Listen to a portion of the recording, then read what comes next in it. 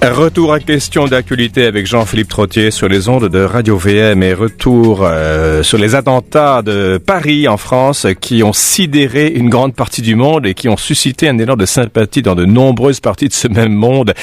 Depuis 1945, je vous le rappelle, la France n'avait jamais connu sur son sol une tuerie de cette ampleur et désormais l'Occident se sent menacé dans ses œuvres vives. Mathieu Bock-Côté, chroniqueur, nous fait part de ses impressions, ses analyses pas à chaud parce que c'est arrivé il y a 3 jours, mais quand même. Mathieu, bonjour. Bonjour. Permettez-moi de vous citer une phrase de Pascal Bruckner, l'essayiste français qui avait accordé une entrevue à Figaro Vox. Un article très très bien senti et qui donne le ton un peu de l'époque. Il dit « Désormais, la paranoïa va devenir notre boussole politique ». Vous partagez ça ou pas ?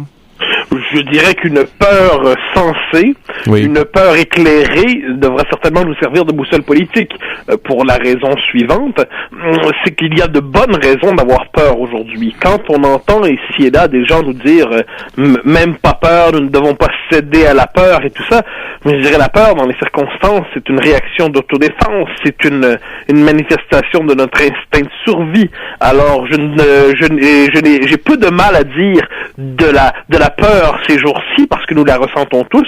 Évitons bien évidemment toutefois d'en faire une peur systématique, déréglée, qui nous écrase plutôt que de nous éclairer. On peut peut-être s'inspirer des Britanniques, vous savez, pendant la Deuxième Guerre mondiale, qui le soir après les bombardements retournaient comme si de rien n'était, se promenaient dans les rues de Londres.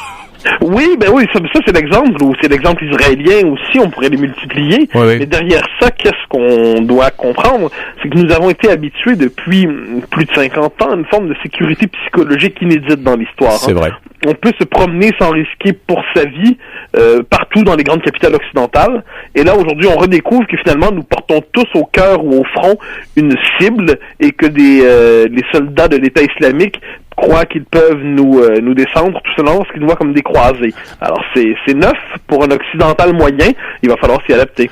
Vous parlez souvent de la part tragique de l'histoire qui a été occultée. Elle refait son entrée en beauté, si j'ose dire, malheureusement. Oui, en fait, nous y préparions intellectuellement, c'est-à-dire on voulait sortir des limites d'une philosophie sans tragique. On voulait se préparer mentalement à tout cela, mais une fois qu'on le rencontre pratiquement, je crois que personne n'est préparé véritablement à faire face à de tels événements. On a l'impression, il y a eu les attentats de Charlie Hebdo en janvier dernier, on pensait que c'était l'événement qui ferait basculer tout. Il n'en a rien ou très peu été, et j'ai l'impression que c'est plutôt cet événement-là qui va commencer la balance change les plateaux changent de dynamique.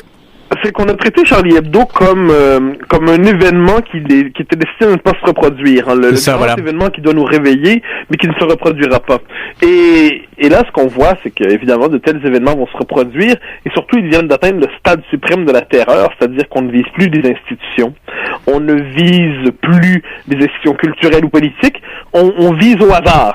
C'est le terrorisme, quoi. Démoniaque et génial, c'est-à-dire, désormais, c'est justement parce qu'un endroit n'est pas une cible qu'il peut en devenir une. Exactement. L'Europe de l'espace Schengen, l'Europe de la Commission de Bruxelles, l'Europe accueillante, droits de l'homiste et tout le tralala, semble avoir des jours difficiles devant elle avec ce qui est arrivé.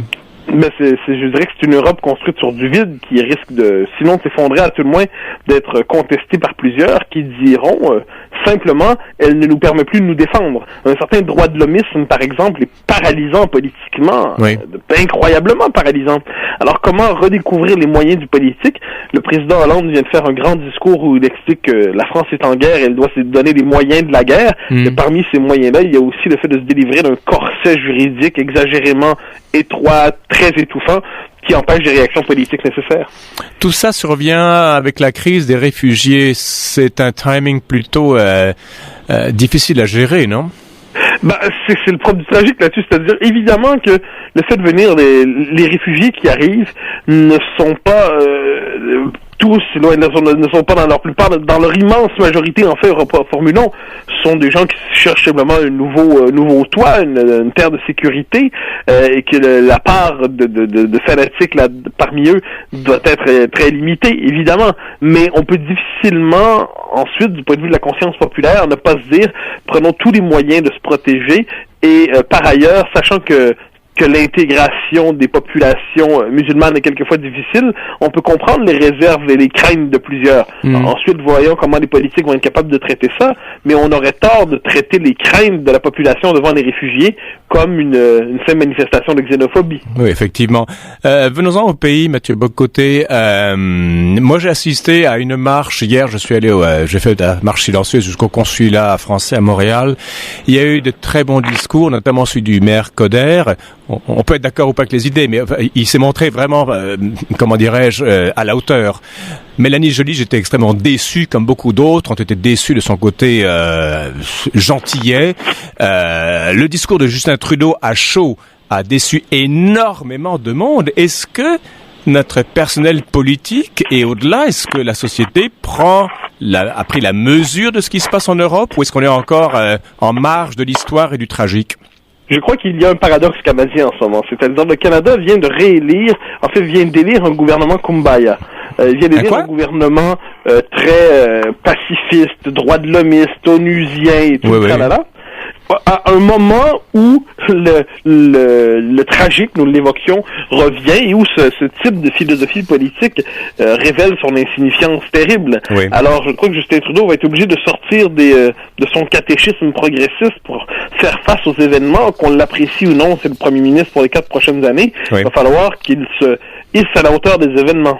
Déjà, il a fait un peu volte-face, je pense, sur le retrait de la participation canadienne. Il change rapidement, mais quand un homme politique, on peut croire qu'il s'adapte aux circonstances, qu'il en tient compte, puis que le choc du réel a été très brutal, c'est tout à fait possible, mais pour l'instant, qu'on nous permette de douter de ses vertus d'homme politique. Mathieu Bock-Côté, on va arrêter ici. Je suis content que vous nous ayez donné tous ces propos. Vous partez pour Paris pendant 2-3 semaines, je pense. On vous retrouve début décembre. Donc vous allez être vraiment au cœur de l'action, si j'ose dire. Oui, c'était prévu de longue date et qui prend une autre signification. On vous retrouve début décembre. Merci beaucoup, Mathieu Bock-Côté. Bon voyage, bon séjour à Paris. Merci, au revoir.